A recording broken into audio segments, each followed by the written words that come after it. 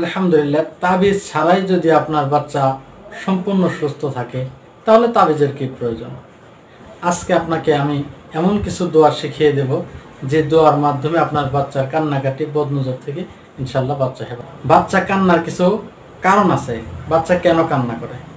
অনেক সময় শারীরিক সমস্যার কারণে কান্না করে, সেটা আপনি মেডিকেল ডাক্তার দেখাবেন। মানুষের বদনজর কারণে কিন্তু বাচ্চা কান্নাকাটি করে, খাওয়া দাওয়ার সমস্যা হলে, এবং জিনের বদনজরের করার কারণে কিন্তু বাচ্চার কান্নাকাটি করে, যার জন্য আমরা অনেক সময় তাবিজ ঝুলিয়ে।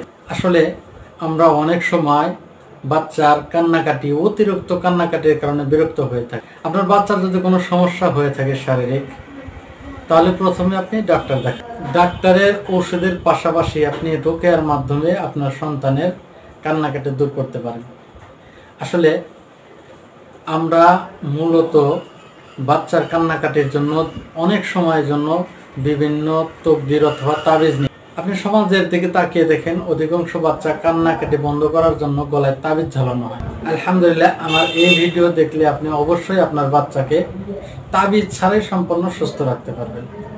আসুন আমলটি জেনে নিন, কিভাবে আপনার সন্তান যদি কান্না করে কিভাবে আপনি সেটাকে সলভ।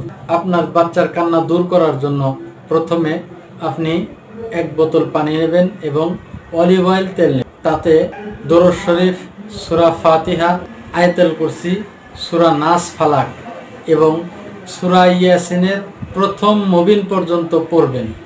পরে ওই অলিভ অয়েল তেল এবং পানিতে ফু দেবেন। তাছাড়া আরও কিছু দোয়া আছে, যার প্রয়োজন অবশ্যই আপনি নিতে পারেন। এই আয়াত এবং দোয়াগুলো পড়ে যদি আপনি সকাল সন্ধ্যা আপনার বাচ্চার গায়ে ফু দেন এবং পানিতে ফু দিয়ে তাকে খাওয়াবেন এবং অলিভ অয়েল তেলের সাথে ফু দিয়ে আপনার বাচ্চার সমস্ত শরীর মাসাজ করবেন, ইনশাল্লাহ বাচ্চা তাবিজ ছাড়াই সম্পূর্ণ সুস্থ থাকবে।